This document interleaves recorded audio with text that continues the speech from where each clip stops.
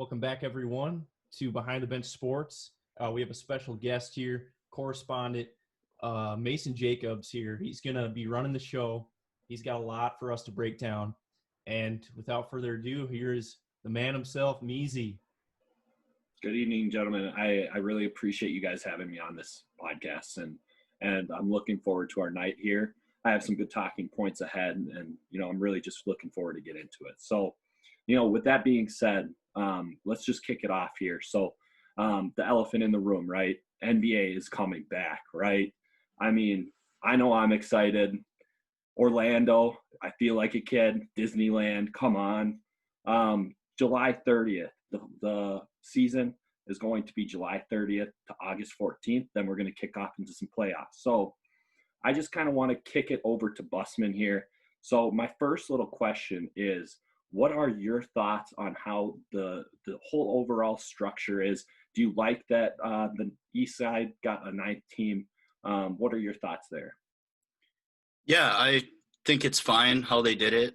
I'm glad there's 8 more games to gear up for it, get the players, hopefully get some chemistry going again with the teams. And yeah, as a Celtics fan, I'm very excited because we got 6 national TV games out of our 8 games, kicking off on the 31st against Milwaukee. I mean, I don't know. I'm thinking we got a chance to go to the finals. Hey, we'll get to that a little bit later. I love to hear the confidence from the Boston fan.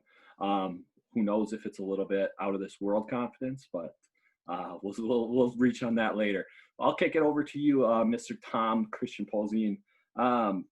With it being in Orlando, what are your thoughts on kind of just the overall, lifestyle that they're going to be living? I know they're going to have some golf. What are your thoughts there? Restaurants are open, families going to join August 30th. So, I would be ecstatic about that type of lifestyle. What are your thoughts there? Oh, no question about it. The first thing that comes to my mind, Adam Silver announced there's not going to be any fans, but players are going to be able to go to other games. So It's going to be a gym, and it's going to be, let's say, Celtics Bucks, and Joel Embiid's just going to show up and be just hollering, chirping. And if that's going to be on national TV, oh my gosh, I'm so excited for that. That's going to be a show all in itself, let alone a great matchup between 2 potential finals NBA teams. But you got a guy like Joel, you got these other guys who are just going to be chirping from the sideline. It's going to be a mess. It's going to be an absolute mess, but it's going to be so entertaining. I just wish every game was going to be nationally televised. And I guess you guys could inform me on that. Is that the case, or are there very specific, nationally televised games? I did see looked like 4 games came out today, earlier, very marquee matchups, but I didn't know what kind of the whole thing's going to shake out, because that's a lot of basketball to be played within about, 2 weeks. So I was kind of opening it up to the floor. Fobs, I'm sure what the TV schedule is going to be like. I know they're working on most of that stuff, obviously, for the playoffs. It hasn't been deciding that stuff yet, too. But I also know, too, it's a very scary thought, but Adam Silver was talking even today with, especially, I know the county that Disney World's at, those the reports of COVID have even skied high, positive tests and stuff like that. And so Adam Silver even mentioned today that nothing's really concrete, and if things get bad down there, which is definitely a possibility, they might have to even cut it short again. So I think they're really kind of going on a base by base, week by week type of situation here, where they're trying to figure out if everything's safe even in the first place. Right. And that's just one of those unfortunate things. We all want it so bad, but, there's other things at hand, got to stay safe.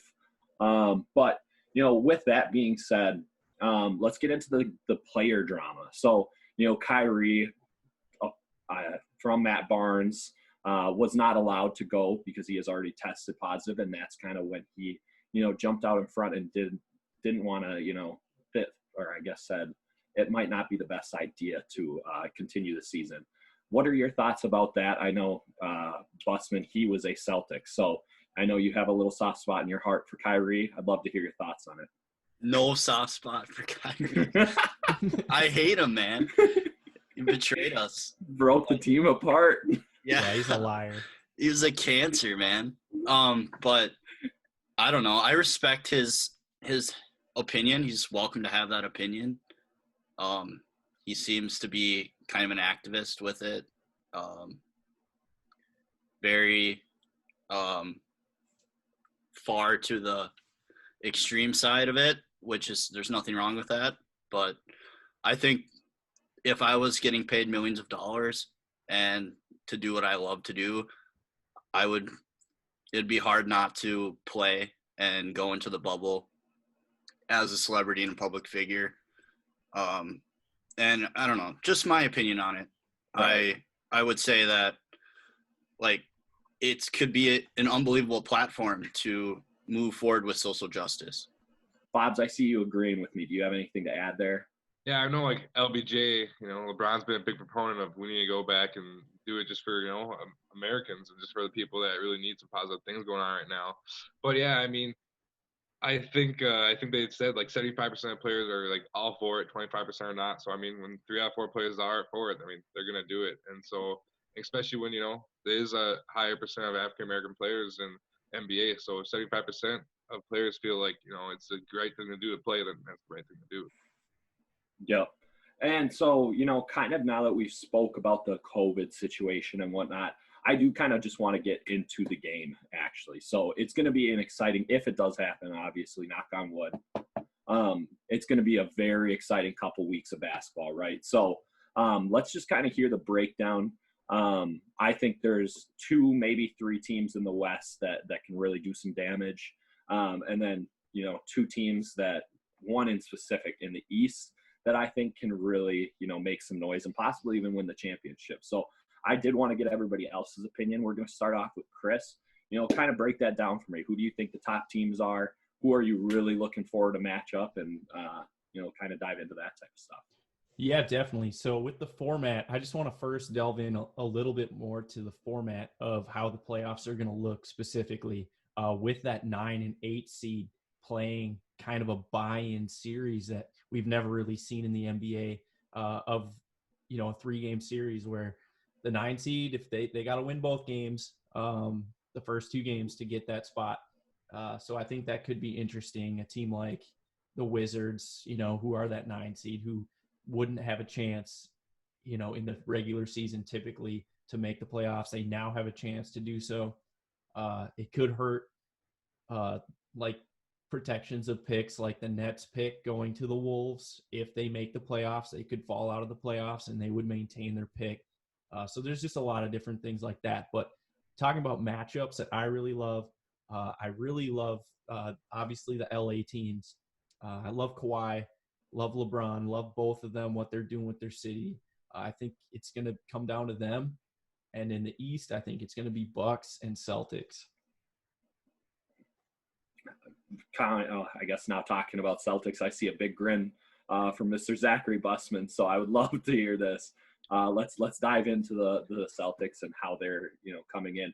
Will that rest help out the players? Let's hear it. I think it'll help out the players. My only concern is like Tatum was on an absolute tear, turning into a superstar before our eyes, getting better by the week. Like how good he would be the week before, you're like, oh my God, he's so much better this week. It was crazy, but that also is why I have belief that Celtics Bucks will be the series and it's about to be epic. And I think some people are sleeping on Boston because if Jason Tatum is that true superstar, then you look at the 3 below him on the Celtics, Jaylen Brown, Gordon Hayward with the good hair, and Kemba Walker. I mean, those are 4 all-stars. The Bucks have 2 when you bring Middleton into it. And I know Bledsoe's good, but he's been a choker in the past in the playoffs, so he's got something to prove there. I just think that, let's say you stop Tatum. Are you going to stop Brown, who's averaging 20 points a game this year? Are you going to stop Kemba Walker, who's averaging 21 points a game this year? And stuff like that. Giannis is going to have to give you 30, 40. You would think the Bucks would win the series, but I give the Celtics a chance definitely to win the series. Yeah, Bobs, I would love to hear your opinion on that as well. I think just for the Boston Celtic Bucks one, I mean, with the 30 or 40, I think Giannis gets that because there's no one on no one on the Celtics gonna stop him. I mean, Daniel Trice maybe. I mean, he's not gonna stop Giannis. So I mean, that's why I don't think Boston has a chance. I really think there's really only 3 teams that really have a chance, especially with just how there was a big hiatus and they're coming back. I think it really comes back to the top players in the league. It's going to be either the Clippers with Kawhi, LeBron and the Lakers, or Giannis and the Bucks. I think that's one of those 3 teams going to win it. That's whoever player proves that he's the best player in the game. Yeah. I don't think any one player can guard Giannis. I think that's obvious, but 2 years ago we put up a wall and he put up the numbers but didn't win the series. I mean, you put the ball in other people's hands, you have a chance. And one last thing, sorry to rant, but the Celtics are extremely good defending the 3. And that's what Milwaukee wants to do, is shoot the 3. So they're unbelievable at getting a hand up and closing out on shooters. They have the switchability that you want to see in today's game. So I just think they'll give them a run for their money. Yeah. And, kind of just to wrap that up, I do think there's one team. I'm going to agree with Fobbs here. I do think it is going to come down to the Celtics and Bucks, but I think the Bucks are they're up there right now with the top 2 teams, which I would say is both the LA teams right now. So, and I have a little bit of money on the Bucks, so I'm obviously rooting silently for them. So let's wrap it up here. I think we've kind of covered a broad range of topics on NBA. I do want to leave it off with this. I'm going to say my NBA championship pick, and it's going to be the greatest player of all time to ever walk this planet, LeBron James, hoisting his 4th NBA title above his head at the end of this Orlando fiasco.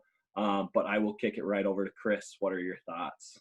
Yeah, so I think we should all do our predictions here. I'm gonna be the devil's advocate. I'm gonna go Kawhi. He's my guy. He's a killer. He is the recent Finals MVP, 2-time Finals MVP. Kawhi Leonard. He is a robot. He does not care what you or your mama thinks about him. He is gonna go and he's gonna kill you when it counts. So I'm gonna take the Clippers.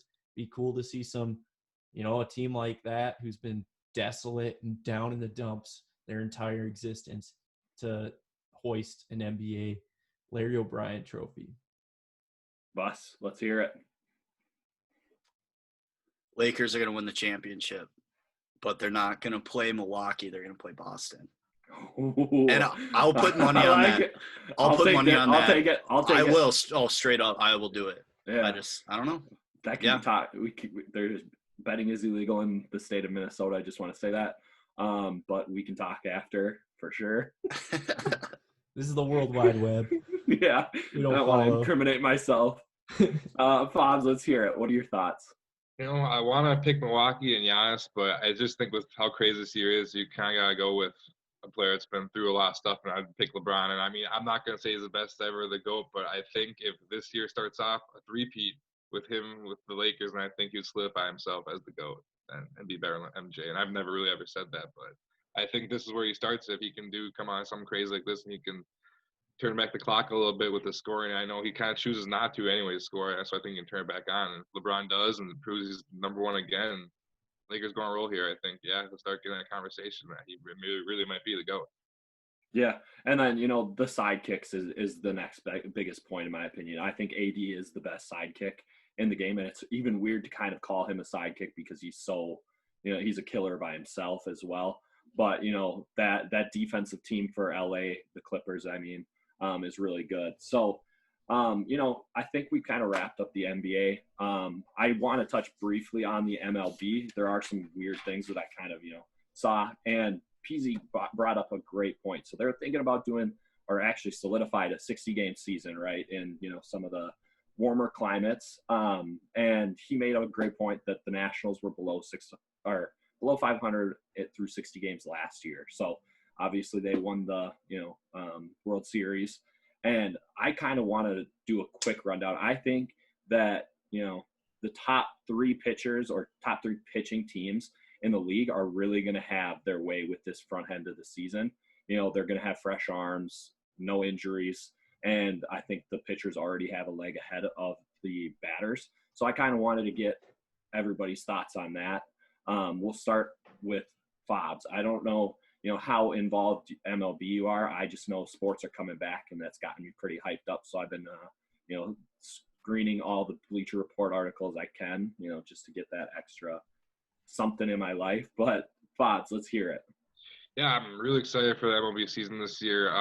Just a lot of really interesting things with the 60-game season. I mean, every year you see it where there's a pitcher that might start off and be like 10-0, 12-0, and ERA be really low, and then the second half of the season they kind of fall off. So now that pitcher has a chance to be a Cy Young and be a great maybe player when normally those players that don't really have in the second half because they fall out of they don't have enough gas in the tank.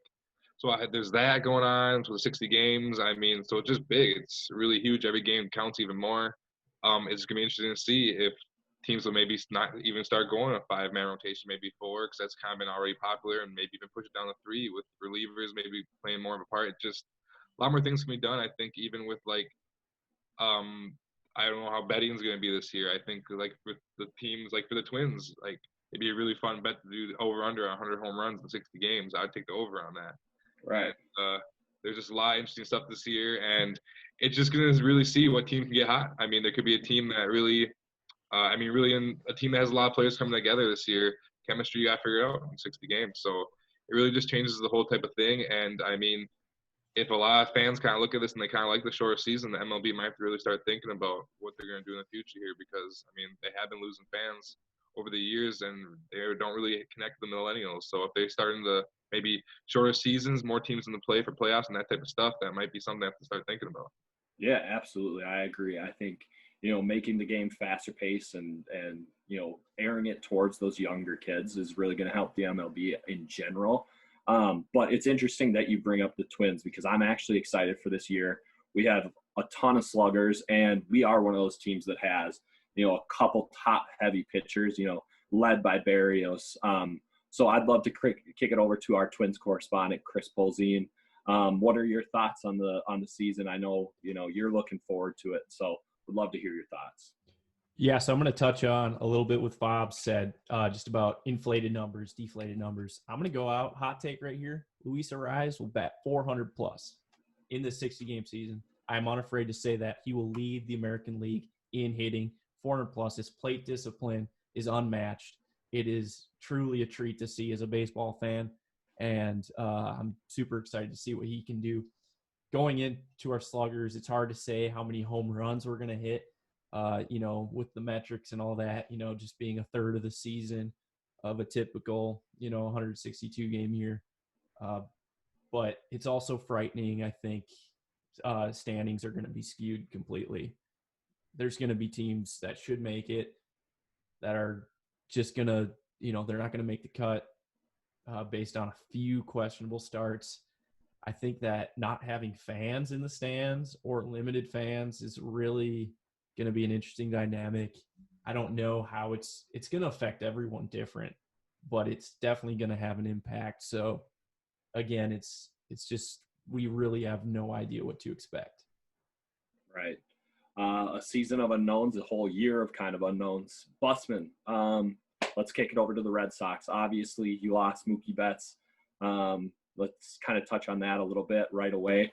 And then let's go over the whole season and how you think you're going to do and how you guys match up against those powerhouse Yankees. So, yeah, lost David Price too. Patted on, but yeah, sorry, didn't want to just dig your big grave right in front of everybody. Yeah, I don't think we're contenders this year, but I don't know. We're gonna hit well again. We were incredible hitting team again last year, but we're trying to get the farm system going again, revamp that pitching and that bullpen for the years to come. So, but my theory on baseball this year is that I think it is going to be pitcher dominant, like you were sort of saying, Moss. I think the Cy Young Award winner this year will have an ERA in the ones. And I think that in a 60-game season, they're not going to be resting guys. It's not going to be, 6 innings, let's pull them necessarily. I think they're just going to be gunning, 100% through this quick season and then off to the playoffs they go. And there's such a short season that arms are going to be rested, like you said, and stuff. I think the advantage goes to the pitchers big time. I do agree with that as well. One little funny thing, I was reading through the MLB website. Extra inning games in the regular season, they're going to have somebody start on second base each half inning to make the games go a little bit faster. I find that really funny. It's like when we're playing out in the cul-de-sac, like ghost runners, basically.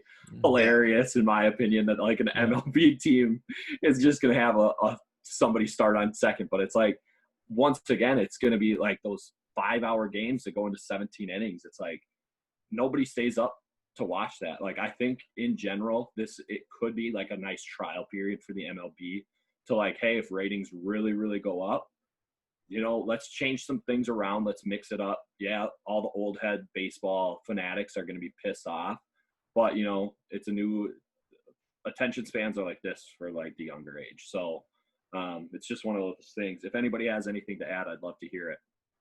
Yeah, it's kind of like the NHL with the shootout and stuff like that during the regular season. I assume in the postseason from the MLB, it'll just be normal extra innings. Right. But yeah, I think it'll be cool probably. Yeah. A single to outfield can score a really nice runner. You know what I mean? That's one hit wins it. It's kind of wild. So if nobody else has anything to add, I mean, I'm not a huge MLB guy. I'm glad sports are coming back.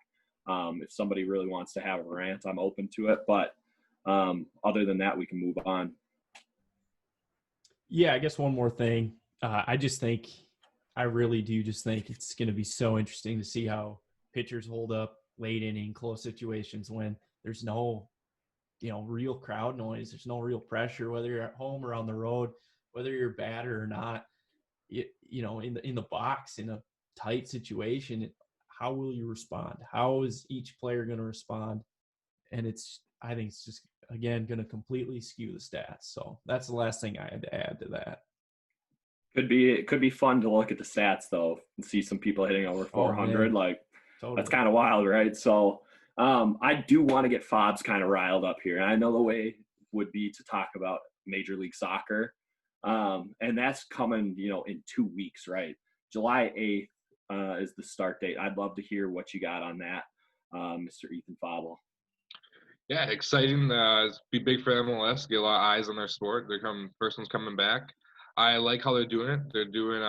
They split up the whole entire league into groups, and you'll play every team in your group over like a 10-day thing, like the World Cup, 10-day period, and then the top 2 teams of every group, and then I think it's the top 4 third seeds of the groups will go on to a 16-team knockout like the World Cup, and the group stage games will count towards regular season games, and the winner will get a spot in the CONCACAF Cup, which is where every league winner plays, and from like every single league in the CONCACAF, so North America and Central America. So it's big time for the fans. I mean, they're all pretty excited about it, and it's good to see the teams coming back. I know a lot have already been reported as getting COVID too, going back down to Florida, but they don't really have to announce what players in MLS there haven't been. And I know too, before the German league and before the Premier League and all those other leagues in Europe, they're having the same thing where they're having some guys get it or whatnot. So you just kind of got to be smart. I know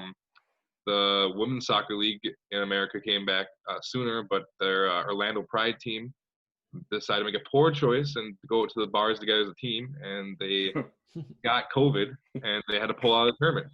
So, but the interesting part about that, and they're still kind of in talks with that, is I guess the team took the test like 2 days later, and like 75% of the team all of a sudden got negative tests. So they got to take a third test now. So it's really interesting. So they don't know what they're doing, but as of now, they're still pulling out of there. So it sounds like the MLS has really gotten a little more stricter. And I think the NBA too is kind of looking at that because they're both staying at the Disney World resorts down there. So they're kind of, I know, like, yeah, the golf is a big thing because I know the players in both leagues need something to do because, I mean, yeah, it's your job and you're going down there to play, but being stuck in a hotel room for a month or two is that sucks.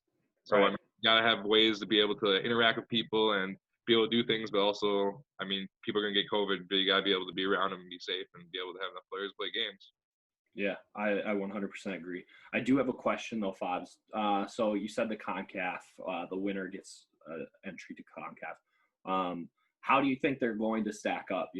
I'm not a huge MLS guy, but like, top of the Premier League is obviously going to be, up there, right? So So since they've done the CONCACAF Champions League is what it's called, and think it's been since 2009. The MLS has never won. It's been a Liga MX team every single year. A couple years ago, Toronto FC got close to doing it. Last year, a lot of people thought we were gonna get close, and Atlanta kind of failed us. That's who the team everyone thought was gonna do well. So this year we'll see. They had some tough setups, but all the MLS teams won, or most of them won the first round. So they're in the second round of this year. So we'll see how those guys do. And next year, we'll see. I mean, this year, the MLS teams have spent a lot more money. I mean, I think out of the 26 teams, 18 of them have spent the highest transfer fees. So buying players at the highest price they ever had in the history of the league. So it's a league that's still building. So hopefully, in the next 10, 20 years, it's going to be one of the top soccer leagues in the world. But still got time to go to get there. Right. Hopefully this is kind of a catalyst when there's some eyes on it, right? Can really help, spark that. But, I do want to get on to something I know Bus is very passionate about. Tiger. When's he coming back, Bus? I can guarantee you when he's coming back. Nope. And it's going to be July 16th for the Memorial Tournament, where he's played over 10 times and he's won it over 5 times. Always plays Jack's event. And then he's going to take 2 weeks off. Then he's going to take 2 weeks off, and he's going to play in the World Golf Championship, FedEx St. Jude. And then he's going to take 2 more weeks off, and he's going to play in the PGA Championship. That's like a given. I was hoping, though, that he would play a tournament before the Memorial. All these tournaments keep going by the wayside. And, PGA Tour's been back for a while. Was hoping Tiger would try a new course, play a new event since the schedule got so messed up and everything. But no, he's chilling. He's going to come back for his usual, only plays the marquee events. Memorial has the biggest purse by far out of the tournaments that have been going on here recently. 9.3 million purse for that. WGC, 9.6 million purse. And then the major. Yeah. He's 43. He's, we got to accept it. Right. He's going to play the big ones and the courses that he knows. I would really, really like to see him get the U.S. Open championship. It would be so fun to watch. I mean, I'm Absolutely. a huge Tiger fan. I think all of us are Tiger fans here, so it would be great to see.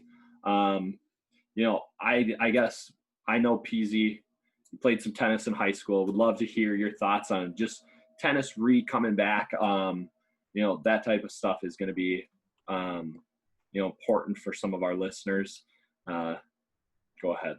Yeah, absolutely. So most recent news, I guess, the tennis world is relatively quiet in comparison to the rest of the sporting world, but Novak Djokovic's recent tournament, Grigor Dimitrov was tested positive for the coronavirus, and now shortly after, Novak was as well. So with, moving forward into the rest of the year with the U.S. Open coming up, it's just going to come down to whether Novak can play. So many questions. If he's not playing, if we can put that on the board, if he's not playing, it's looking like Roger. It's looking like Rafa.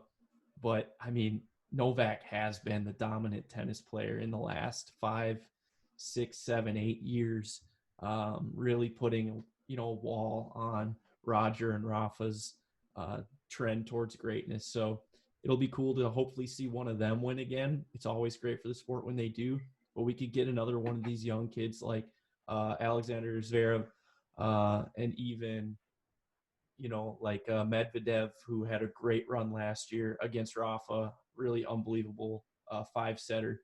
So you get one of these young guys in there to win, can really hope to get the ball rolling for them in the future for the sport, because it really comes down to having either one of those staple names continue to win, or getting a new guy who can win 4, 5, 6 majors for the sport to stay relevant. It's really hanging on a thread, I think, right now. Yeah. And, Fobs, I'll let you kind of talk about that as well. You're a tennis guy as well. Either talk about what Chris said, or if you have your own points, I'd love to hear it. Yeah, I'm really interested in the U.S. Open this year, because I know both Rafa and Roger as well has said and New York has gone down, so they're doing well, but everywhere else kind of popping back up. But both of them have kind of said if COVID's really running rampant in America still, that they have no problem with withdrawing from the U.S. Open. So I think this could be a really interesting year for some young guy that could maybe possibly have a weaker field, which, I mean, be an asterisk, I guess, for some people's eyes. But, I mean, if they didn't play in the tournament, they didn't play in the tournament. So I think that would be a big deal. But, yeah, I mean, tennis, just kind of Chris said, it's pretty quiet now as of right now. So we'll see. I mean, I would love to see, maybe a guy like Nick Kyrgios work on his game over Corona and be better, but I know it's not true. So Jack Sock. Del Monfils, baby. yeah. Jack Sock. No. None of these Americans. No Yeah, way. it's been rough on the American side for men's tennis. Women's tennis, There's was no great. swag in the American Go. side. It's fun to No watch. swag. Yeah, it's fun to watch the women's Americans, but the men's Americans have been slacking. Yeah. It's go ahead. Sorry. Francis Yeah. Tiafoe. Say what you want about tennis, though. Serena Williams is the face of tennis. Goat. Oh yeah. Goat of the whole tennis. She's just the goat. I'd be happy to say that too, as much as I think Roger is an icon. But Well, and it's fun, Serena, like Ma said earlier, it's like Coco. It's fun to see another young American coming right up and competing with the top women, and she's so young. It's crazy because it's seeing the same path that Serena and Venus kind of took. I mean, Serena more, but it's right there that we can maybe see another great star in the making. Right. Cool. Well, I did want to touch on NFL college football because, I know there's not a whole lot around it. We have seen some superstars get COVID, namely, Ezekiel Elliott, excuse me. But, I just wanted to have that touch point just because it's like I'm looking forward to it so much. Football owns my Sundays from, August to February darn near. So I have not been researching it. So I was hoping, I can lean on you guys for what you guys are hearing on the ground floor. You guys are out there reporting and big J journalists. So would love to hear it. Bus, I see you. Let's hear it. Well, yeah, I mean, some of these guys are going to get it. You're going to start hearing more and more guys getting it. I just hope there's a season. The NFL seems to be talking not that they're oblivious to coronavirus, because obviously they're not, or everything, but they talk so adamant, the season's going to start. This doesn't affect us at all. They keep talking just about the upcoming season and who's going to play well and what certain guys need to do. And Baker Mayfield, is he going to have a good season? Right. And I don't know. I just hope there's a season. Yeah. And to kind of call back to that, it's like the tennis sport where it's you're not in contact with the person really. Maybe you're touching the same ball, but at the end of the day, you guys are 30 yards away from each other. Whereas football, 11 people line up right in front of each other, pile on top of each other. There's going to be a lot of sweat, swap, other bodily fluids getting swapped. So it's something that that type of sport is I just can't see doing well. By far my favorite sport to watch. Like I said, it owns me for, almost 6 months of the year. So, Bobs, what are your thoughts on that? I mean, the NFL is a machine. It's going to keep going and going. I mean, you can just, the other day, I know they announced last year that they're moving their practice squad from 9 players to 11. Well, they just announced it's 18 now. Probably do it over Corona just in case some guys get it. Hey, we got a replacement already lined up. So, I mean, it's all steam ahead. I think it's going to be really interesting, though, for me, because I'm an NFC North guy, and I'm a kind of big, Tom Brady, so wherever he goes. And then I'm just kind of interested to see what happens to the Patriots this year. But really for the Vikings, I think it's a good year for us to kind of, in the NFC North, I really think the Packers, with what they did to Aaron Rodgers, kind of maybe caused their own problems. And I don't think the Bears and the Lions are there yet. I think, though, with the Vikings, our big problem is we did have a lot of defensive holes to fill, and we filled them with rookies. And we don't have a regular offseason. It's going to be tough to expect our rookie cornerback, Jeff Gladney, to come in and just step up and be a star, or just even be, even an average NFL starter. I mean, that takes time. So it's going to be an interesting season for us. I think it's going to be big for the Vikings. I'm just really excited to see the Patriots, though, and see what happens. That Sitwell guy, some dude from the 4th round, ain't no Tom Brady to me. So I'm kind of excited to see their reign over with this year, if you want me to be pretty honest. I'm pretty excited to see Tom Brady really succeed this year. Tom Brady, bust. Let's hear it. Back to you. Buccaneers are going to the Super Bowl. They might not win 9 games there, boss. I think I don't know, man. They're gonna win. They're win not gonna win. 14. No, yeah, they're not. I don't think they're gonna win the division. The Saints will, but Tampa Bay will win their playoff games. They will win in the playoffs. I think they have the most weapons in the league. Brady with those weapons, gonna be unbelievable. And they only added. What did they take? 3 or 4 wide receivers in the draft? Like Tyler Johnson, the Gopher. That's plus the offensive tackle first rounder that they took. It's going to be big time. Bus, how do you feel that we're looking at the Patriots quarterbacks? I know you're a Patriots guy, and they got a 4th rounder starting when you got Cam Newton sitting there in free agency. What's your thoughts on the Patriots quarterback situation, and do you think that they can win with what they have now? Bill has to see something in Jarrett Stidham that we're not seeing. And maybe he's just giving it a 1-year run, and then we'll see what the market looks like next year if he doesn't prove himself. But also with Cam Newton, I understand people attracting to that possibility. Personally, I don't think he fits the culture. I just don't think that he has the discipline off the field in the press conferences or the maturity at times to, do all the little things and to really lead a football team the way Tom did. But that's like the Patriots. I mean, you got, Gordon. They did it with Gordon. They did it with Antonio Brown. Even though they did end up cutting those guys, they still take chance on players that have talent. That's been kind of a Patriots thing. Yeah. Look at value. That's what they try to snag him on. Yeah.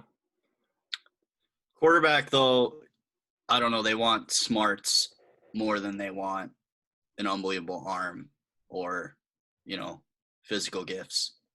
They want that IQ and that just get the ball quick and, be able to do multiple different things.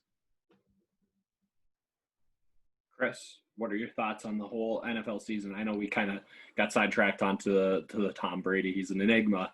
Everybody likes to talk about him. He's a demigod. No question about that. Greatest of all time. I will give you that one, Bus. You salute, tip the cap. He's the GOAT. Mm-hmm. I just want to do some generalizations really quick with the NFC in general, with every division. I think, again, the West is on paper going to look really daunting, but there's going to be one team that extremely disappoints, whether that be Seattle 49ers or, again, the Rams. Moving to the Central, I think the Vikings will always surprise and make the playoffs. Whether they do anything in the playoffs is remain to be seen. But again, I'm looking at predictions that they're going to finish 3rd. Everyone has them finishing 3rd in the NFC North. And I'm just like, you guys have been doing this for 5-6 years now. Like, it's time to learn that we are going to win our home games. We're going to win enough games to get to the playoffs. Moving into the NFC East, extremely overrated all the time. People are talking about the Eagles winning 13 games. I am just like, where are you seeing that? I don't know. I can't. Carson Wentz hasn't really done anything yet. He has his individual moments where you're like, this guy is, the next sure thing MVP. And then either he gets injured or just, the interceptions, whether, this or that. And then, of course, Dallas, always overrated. Moving to the NFC South, it's going to be a bloodbath. You have the best quarterback matchups in NFL history, potentially. Honestly, you have Breeze, Ryan, Brady, and Teddy time down there in Carolina. So I'm going to be tuning in heavily to the NFC South. Yeah, as Minnesota guys, love to see Teddy get his spot as well. It's deserved. It's deserved. And I'm just glad he got paid because like that uncertainty after his horrific knee injury, and then going down, not getting his chance with the Vikes really back, and getting a chance in New Orleans to learn from one of the best quarterback minds, Sean Payton, and one of arguably the greatest quarterbacks of our generation, maybe of all time, Drew Brees as well. So I'm excited to see what he does when the captain hat's on him. He's got the earpiece in every time, and it's exciting stuff. I love Teddy. But college football, so the Ghosts losing a couple people, but dang, I mean, PJ Fleck, row baby. We got Tanner Morgan coming back, one of the most underrated quarterbacks, probably in my eyes, one of the top 5 quarterbacks of this year. Mm-hmm. Obviously led by Trevor Lawrence, who the Patriots might sneak somehow and just reign terror for the rest of the league again. But would love to hear your thoughts, Chris, on the Gophers this year. Yeah, absolutely. So last year, people, still even going into the Outback Bowl and even after the Outback Bowl, win against Auburn, were surprised, looking at it like a shock. You got to remember, we were still one of the youngest teams last year in college football, Division I. So we're returning nearly everyone besides a few big playmakers like Antoine Winfield Jr., Tyler Johnson. So we're bringing all these guys back for another year. We still got Rashad Bateman, who's going to be a first-round pick, Tanner Morgan, who's probably going to be a third, fourth-round pick, and an O-line that is bigger than the Vikings O-line, okay? It's size. They are bigger than the Vikings O-line. I'm not saying they're better, but when you're playing Division I football, you're not playing NFL football. You need size, and it showed clearly how well that worked both in the run game and allowing Tanner to scramble. He was one of the best passers on the run last year. And again, to Tanner, his numbers back him up. He's not the tallest guy, but man, accurate and extremely confident, has the it factor, and is a true leader of the team. So I'm extremely excited. I really hope there's a year. It's sounding like it's getting less probable, though, that there is going to be a full year, if there's a year at all. So, wow. Yeah, those are my thoughts. Bus, Fobs, anything? I know that Division II football canceled today. Oh, wow. They're the first league to do that. Yeah. So. Wow. Fobs?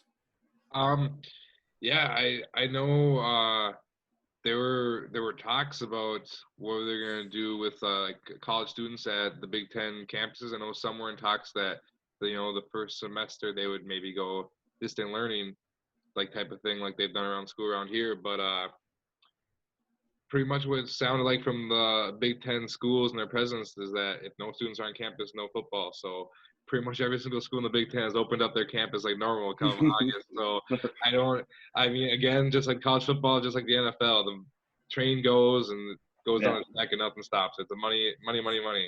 So, I mean, I don't see college football D1. It's going to start at the same time as normal in my eyes. I think that's what's going to happen. And I think the Gophers, it's really exciting. And I think it's really exciting for the Gophers, too, is that we did lose some guys. But you got to remember, those weren't even flex guys. I mean, we're on now year 3 of Fleck, or year 4 of Fleck, I guess.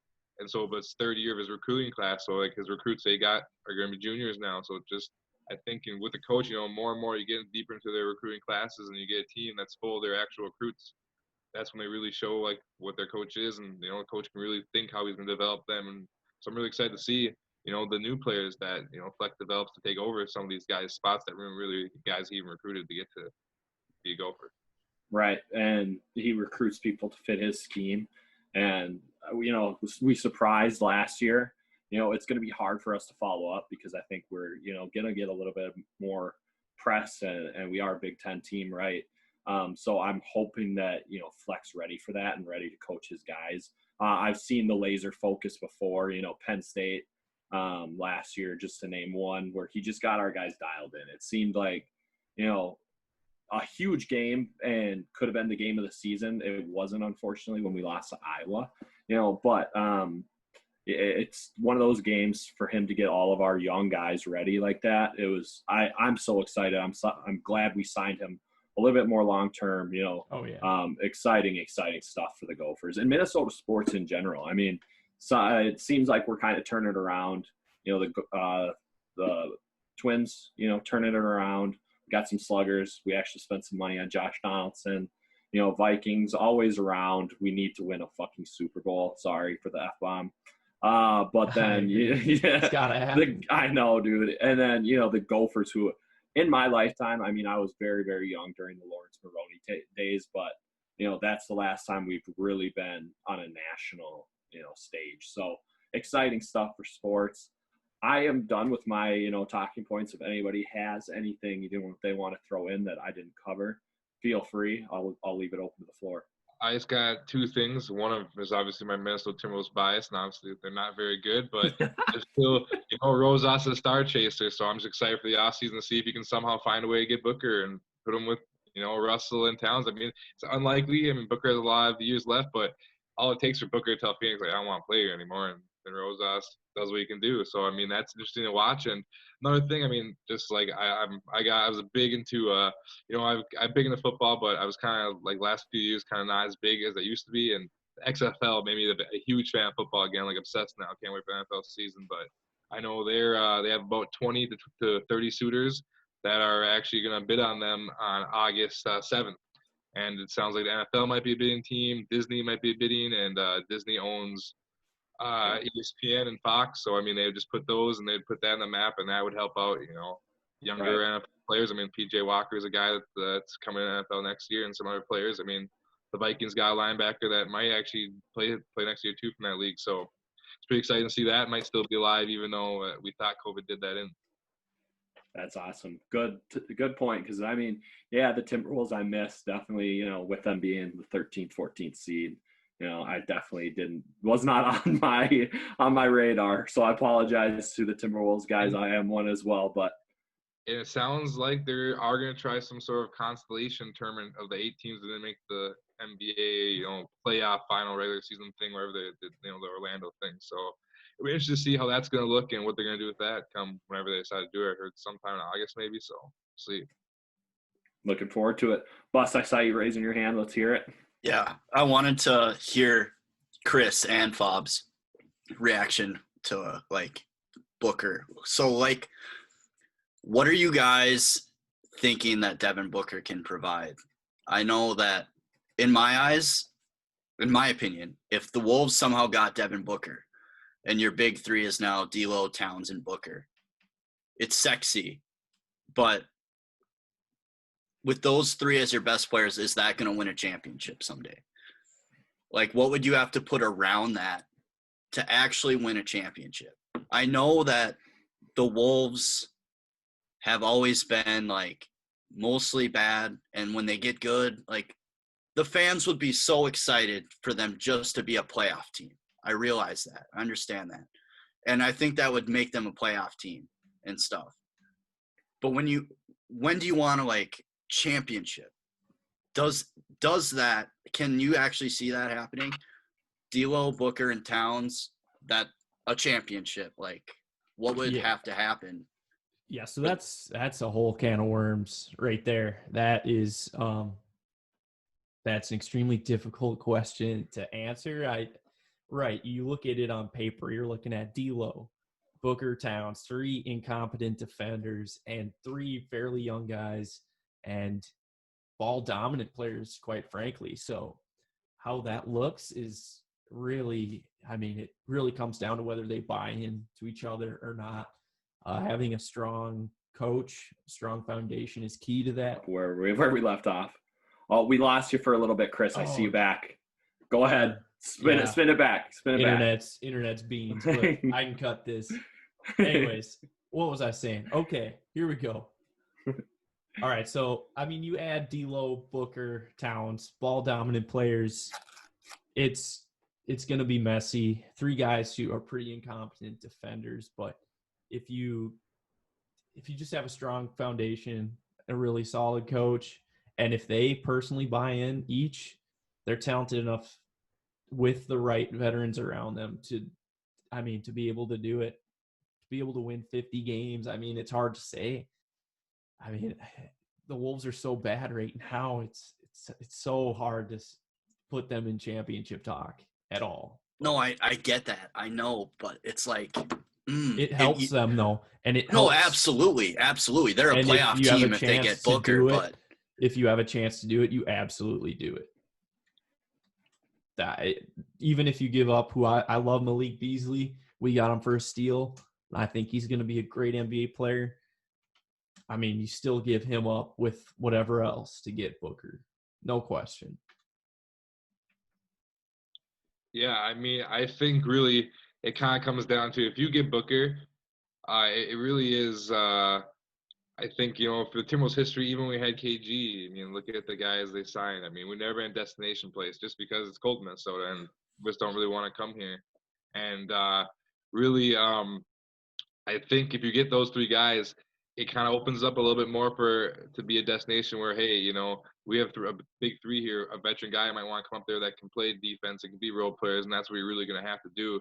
And that's really going to have to come down Rosas to get that culture here too, because it's not just Minnesota being cold. I mean, there's been a bad culture around here for a long time that people have, talked about, and that starts with Glenn Taylor. Unfortunately for him, but it is. He's the one that's perpetuates this crap, and that people don't like in Minnesota. And so I think Rosas was a good hire by him because I think he's going to be one that's changed it, and I think he has been. And that's what it sounds like him and Ryan Saunders have been doing. I don't know if Ryan Saunders is the guy to get us where Bus is saying about championship level, but I think, for me, if we go for Booker and we get him, that's where, we have to get some of these veterans that want to come and play for cheaper. I mean, there's a lot of those guys out there. And then that would be, I think, John Calipari would be one of those coaches that would maybe finally make the hop to the NBA. And that would probably be something that would really keep Booker, Russell, and Towns happy because, I mean, even though Russell didn't go to Kentucky, he loves Calipari and he was recruited by him. So I think that would be the end game, would be just even give you kind of a path to a championship for the Wolves. That would be awesome. I mean, Calipari is awesome. Peasy, you got something else? No, I'm good. I think that sums it up perfectly. Cool. Anything else? I'm leaving it open to the floor. I know we're running a little bit long. We're running up on an hour, I believe. So, anybody else? No, thanks for coming on, Moss. This was great. We appreciate you putting in some time for us and helping us through this. There's a lot to talk about. I think we hit it all on the head. So it was a pleasure, boys. Love to do it again sometime. Yeah, absolutely. Yeah, great to have you, Moss. Hopefully have you many more times. I would love that. Absolutely. All right. Thanks, guys. Peace, everyone. Peace.